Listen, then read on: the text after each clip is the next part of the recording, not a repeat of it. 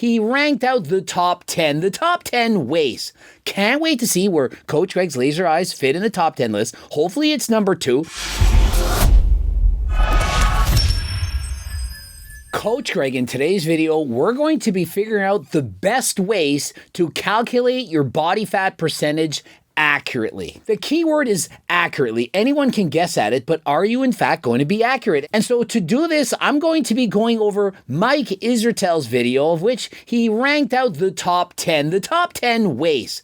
Can't wait to see where Coach Greg's laser eyes fit in the top 10 list. Hopefully it's number 2. Perhaps the MRI a little bit better than my vision, but let's stay tuned and find out. BMI is exactly a ratio of your body mass to your height. The downside, as you may have predicted, is that it doesn't actually measure body composition at all. And so the first one, BMI. You've all heard of this. BMI, the height to your weight, it's just a ratio. And this is often used to assess, are you overweight? Are you obese? Are you underweight? And clearly, you already know that this is not accurate at all. Perhaps for the average person, but if you work out, you have muscle, or if you have a thinner bone structure, it's not going to be accurate. You could very well have a higher BMI. For example, myself, it's close to 30, but I certainly don't feel obese. BMI, it's a guess, but it isn't really accurate at telling you what percent body fat that you actually have. So basically you get a tape measure out and you measure things like your waist, your hips, maybe some other body parts like your thighs and your arms and stuff like that. It doesn't tell you a whole lot of what's going on,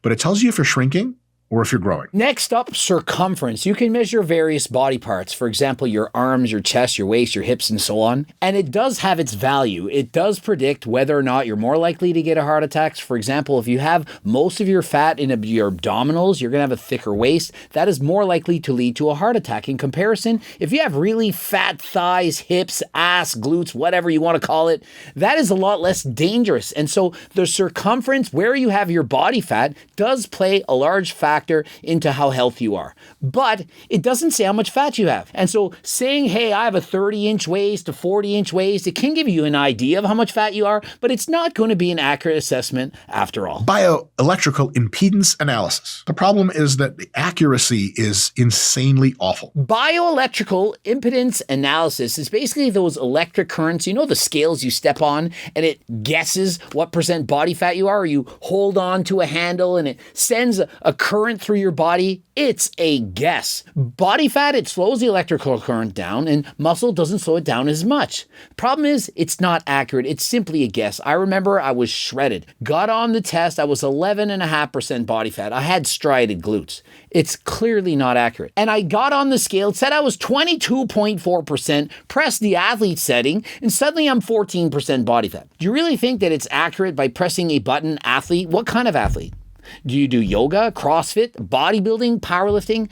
And so how can it actually be accurate? Think of it. I'm a regular guy, I have 22%. And if I'm an athlete, I have 14%. What if I'm a superb athlete? What if I'm a manlet? What if I'm a hobbit? What if I sound like the parrot from Aladdin? Could I then press the button? Is there a button for that? And so no, those things have absolutely no accuracy whatsoever. You're better off asking a 14-year-old, say, hey, 14-year-old, you've seen Coach Greg's videos. What body fat do you think I am? Lift your shirt up and they will give you a better guess. It's utterly useless. Throw out the scale.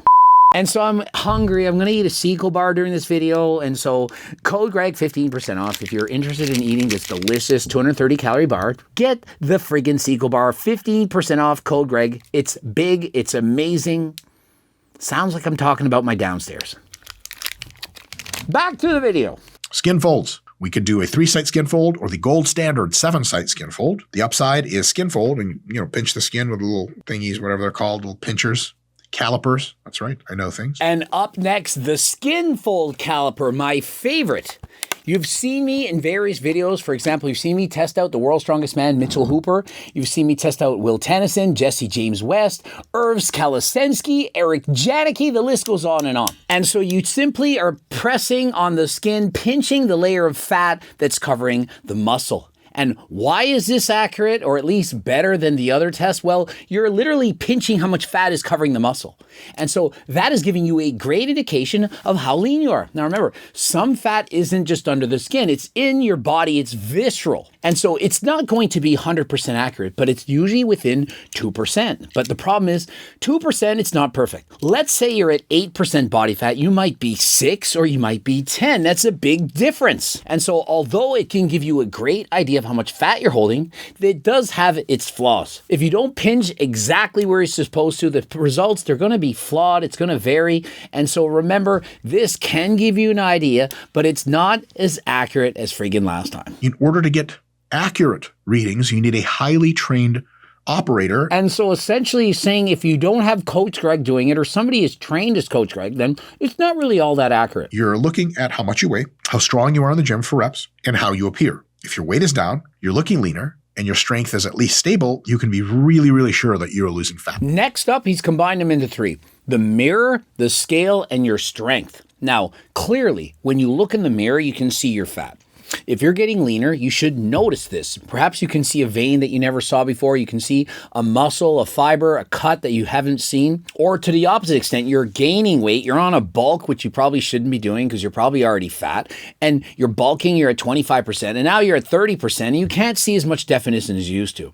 And so you know you're getting fatter. But it's very difficult to say this is 25%, this is 30%, to give an accurate number. But what you can see is changes. You can see if you're on the way up or if you're on the way down, and depending on what you want, you keep doing what you're doing or you do something different. And the scale, if you literally see your weight going up, then clearly something's happening. If you're looking better in the mirror and the scale is going down, you're probably losing body fat. If your scale is going up and you're getting fatter, you're probably gaining body fat. And strength, if you're getting weaker, then you perhaps are losing muscle. But you might actually be getting weaker, but losing fat. When you do lose body fat, oftentimes it comes at a price. You do get weaker.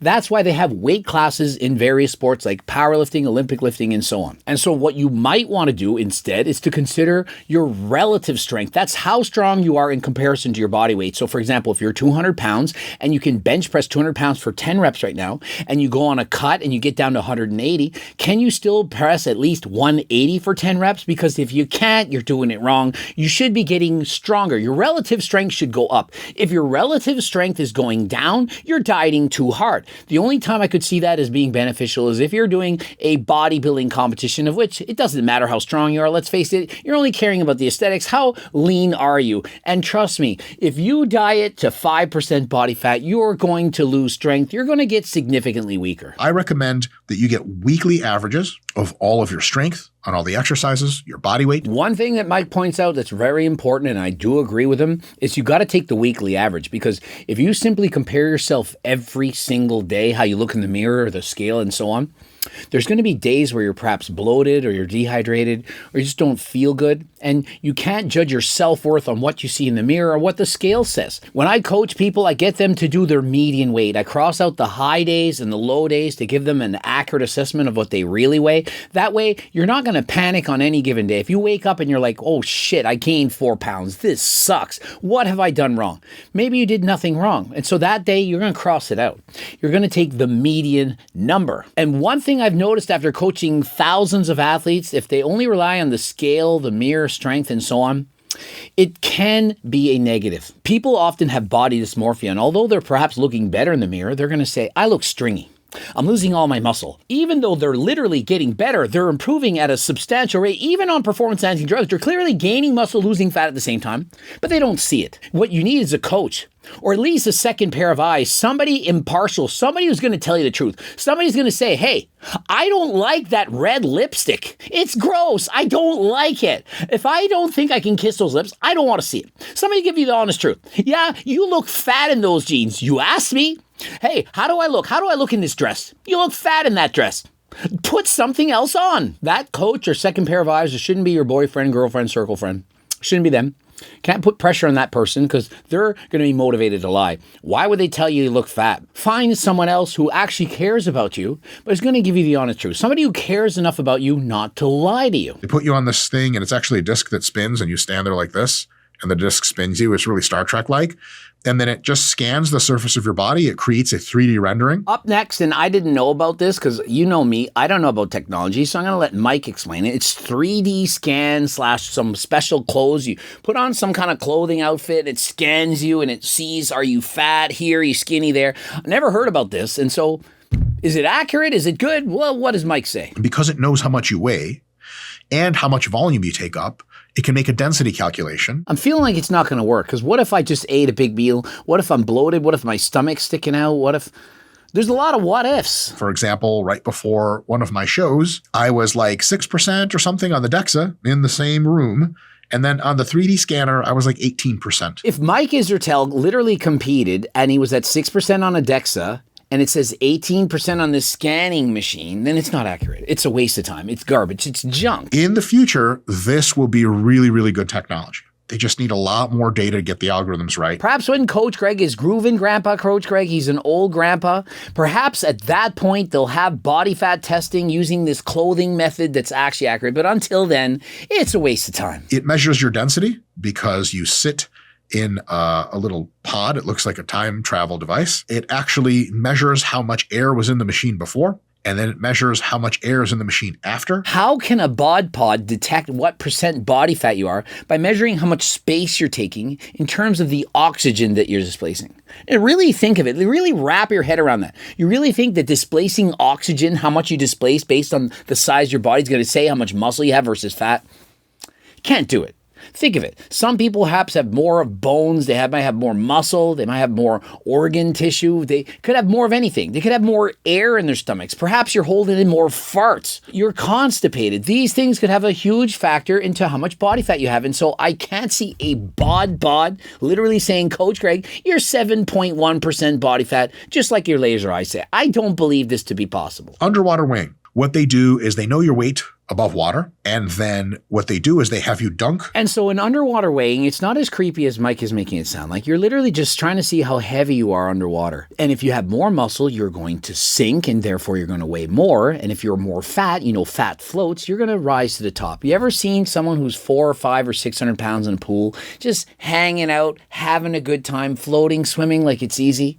Versus you see a guy like Coach Greg, who can barely thread water, and he's sinking to the bottom of the pool, having a hard time floating. The more overweight you are, the better you are at floating, the easier it is to swim. And so if you ever fall off the boat in the ocean, this is the one time when you wish you had eaten that extra cookie every night of your life. The more air you keep in, you're like, I'm blowing out my air. It makes you seem less dense, and it increases the body fat estimate. And so during this test, as Mike's saying, you breathe out all of your air. And if you can't do that, your body fat's going to be higher because it's basing this estimation on how much air you can breathe out. If you have more air, you're going to float. One thing they can't really calculate is how much gas you have in your intestines. Like, are you in fact eating too much fiber? Do you have a lot of farts in there? And if you do, you're not going to be as lean as if you have no farts in there. Does this make sense?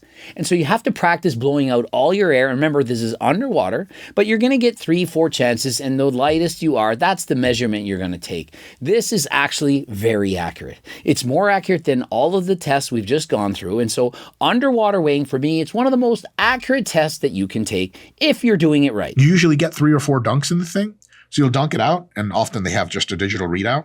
It just goes right away and does your shit. When I did this test, I was around 8% body fat. I remember doing it 1 or 2 weeks. I can't remember, before a bodybuilding competition. And so I was in what's considered very close to contest shape, and I was 8% body fat, and I did the Skinfold caliper the same time on the same day, and I was about 8% body fat as well. And so to me, very accurate. We have 2 different tests, both saying I was about 8% body fat, about 1 or 2 weeks before competition. And so perhaps by the competition, with that extra 1 or 2 weeks, I was perhaps close to 7%. Remember, this was in university. I'm in my early 20s, and I'm fascinated by this. I loved it. I was doing other people's body fat percentages, testing people underwater, doing body fat percentages, and I became very passionate about this. And since that time, I've tested thousands of athletes, thousands of people. And so this is one of my specialties: testing, analyzing people's body fat, helping people to lose weight. It's what I do best. Typically, it's not even used for that anymore. They're decommissioning all of them because the Dexa is now the gold standard, and just use a Dexa because it doesn't, try to drown you. Next, the non-golden standard, the Dexa scan. I can't stand the fact that this gets so much praise, that it's so valid when it's not. Remember, it's up to 15% off, just like all my supplements, cookbooks, coaching plans by me, to everything, 15% off. Code Greg, 15% off, just like the Dexa scan, which is 15% off. The Dexa shoots x-rays at your body, and it sees how many of them bounce off the plate and come back to the device, to the sensor. They can estimate density really, really well. Remember, these tests are accurate for a certain population. It wasn't designed for larger athletes. It gives you an estimate for how much gynoid adiposity you have, how much of your fat is like in your ass and thighs, and how much of it is android, which is like gut and stuff like that. Or you can think apple shape and pear shape. Pear shape is 75% of females. They're the pear-shaped fat, kind of like a pear. It's more in the hips. Apple, more men, about 75% have more fat in the stomach area, which is more unhealthy. And if you actually compare the life expectancy of males compared to females, you'll see that women actually live a lot longer than men do. Shocking, shocker. Perhaps men are more stressed living with females. Oh, don't cancel me for saying that. Or is it that there's more body fat in their stomachs? Is it the fact that the way we distribute our fat as men compared to women, that it's actually healthier to be a woman than to be a man? Oh, who knows? Another thing where it makes it better to be a female. Heaven forbid, shocker. Another downside is you might not have one near you. They're not everywhere. There are certainly more and more of them all the time. And these Dexa scans, there's not that many. Like, I'm in Halifax. There's like 500,000 people in my city. There's no Dexa scan. The only time I've ever been able to do this is when I go to Toronto. And so they're not actually that easy to find. About $100. I think it's probably more. Is it somewhat accurate? I would say yes. Does it give you interesting information? Yes. Is it worth doing it? I would say yes. But I'd also say that hydrostatic weighing is going to give you a very good number, especially if you can blow it all your air. And I think that the Skinfold caliper, a lot cheaper, a lot easier, and it's going to give you even better information than a Dexa scan. Just think of it. If you have 10 millimeters of fat on your stomach and next week you have 9, the next week you have 8, you know you're going the right way. And where do you care about your body fat being? If you're caring about your appearance, the fat under your skin, that's what you care about. You care about seeing your abs, perhaps about seeing your delts, your striations, your biceps, and so on. And so you're measuring literally the fat that's covering that. And so to me, the Skinfold caliper, of all the methods said so far, it is the superior one, all things being equal. Or not equal. So I would say is at the end of a fat loss phase, pick the same relative time frame every fat loss phase and repeat the Dexa like that. And so Mike makes a great point. If you just finished a cutting phase, for example, you just did a bodybuilding competition, you're dehydrated, and let's say you competed at 185. You're shredded, 5% body fat, 185 pounds. And you go off the diet for 1 week. And a week later, you're 205. You might go on a Dexa scan and you went from 5% to 6%, but gained 20 pounds. Does that mean you put on 18 pounds of muscle? I don't think so. Probably a lot of water. It's not being able to say, yeah, you gained 1 pound of muscle, 2 pounds of fat, and 14 pounds of water. It doesn't do that. And so the Dexa scan, even if you think it's more accurate, it's not saying exactly what you want it to say, which is, of course, you're the sexiest man alive. That's what we all want to hear. That's what we want. That, and yeah, it's bigger than I thought. And your supplements are the best, way better than Optimum Nutrition watermelon amino energy drinks. Way better than those. And so if you believe that, and if you've been using Turk Builder, you absolutely do. Remember, code Greg, 15% off. They're not sold out right now. Head over and get it. Well, it might be. I don't know when they post this, but right this minute, as I say, it's not sold out. Code Greg, 15% off. Wait till you try this. Lastly, my personal favorite, MRI, which stands for magnetic resonance imaging. Yes, the last one, it's Mike Israetel's favorite. It's my favorite. It's the most accurate by far, even more accurate than my laser eye vision. And so let's learn a little bit about the MRI. The MRI machine, you guys have all been to the hospital, I'm sure, and have seen one. It is insanely accurate by far. It shits on the Dexa. I don't know what kind of shit it's doing. Perhaps microscopic, magnetic, resonating particles. I don't really understand the science of exactly what's happening here. But remember, these are tiny rays of some sort going through your body, passing through, and so it's literally shitting on the Dexa scan. There are downsides, however. It costs like $1 zillion. I mean, I think the machine costs millions of dollars, and it costs like $700 to turn on and off once or some shit like that. And by zillion, he means closer to 1 million or less, but hey, that is a lot of money. For some people, there's no difference between 1 million and 1 zillion. The biggest number I can think of, aside from a Googleplex, which is a Google amount of zeros, is a Google. A Google, which you've seen on the internet, it's literally a 1 with 100 zeros. You might have heard of a million, which has 6 zeros. A billion has 9. A trillion has 12. We go up the ladder. We have a quadrillion, a sextillion. We have a Google, a 1 with 100 zeros. Then we have a Googleplex. Google zeros. This could be, for example, to weigh out how many grams of stuff is there in the universe. There's a lot of stuff in the universe, and so sometimes we need very big numbers. And so don't tell me you never learned anything on Coach Greg's channel. It's just drama. There's no education. Did you, in fact, know what a Google was? And if you did you know what a Googleplex was? I bet you didn't. Just show up to the hospital and say, hey, like, I'm trying to use that for body fat. Usually there's patients with actual diseases. The stupid shit they tell me when I try to get in there. Perhaps Coach Greg and Mike Israetel, we can go splitsies on an MRI scan. I'd like to have one. Would love it. Perhaps it's only $1 million we go splits. Perhaps instead of buying another McLaren, I could go in splits with Mike Israetel. Perhaps he's buying Lambos, more Lambos than last time. I looked him up on social media. He's getting over 60 million views in a month. I believe he's the #1 fitness channel in the world right now. Did you hear that? The #1 in the world, more popular than Jesse James West, Sam Sulik, and so on. And so imagine the bank this man's making. Coach Greg is making more dollars than last time. And so imagine how much money Mike Israetel is making. Perhaps he can go splits on an MRI machine with Coach Greg. They said something about the machine was broken because I crashed a Lambo in it. I stopped listening. When poor people talk to me, I drake them. Speak to one of them about it. And so the difference between Mike and Coach Greg is he lives in the United States. I live in Canada. If you make $10 million in Canada, you don't have any money. They take it all away from you. And you can't get free health care because they give it to people who need it. You know, people who don't make any money. And so despite the fact that I collapsed lung and I'm in pain all the time, every time I eat, hey, they don't do anything for you because I'm in Canada. Despite the fact that I employ all these people and I give all this money, millions of dollars a year in taxes every year, they don't do anything for me. But when I go to Dubai, you pay a couple $1,000s, they see you. And so, yay, free healthcare in Canada. Hopefully we'll all get rich enough to be able to afford MRIs and just be able to get like a fat mass exact to a few grams all the time. That'd be sweet. And so the MRI scan is accurate. It's almost dead on balls accurate, as I said in that movie. Dead on balls accurate. Dead on balls accurate. And so wrapping it all up, what should you use? I'm going to tell you, you should use Coach Greg's laser eyes.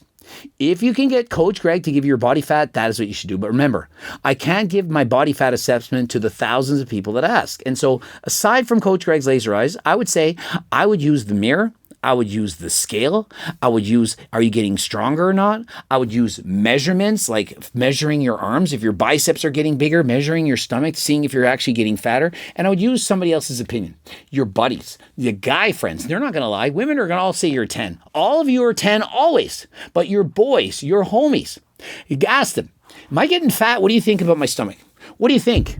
Am I a smash or a pass? Ask your friend. Asking for a friend.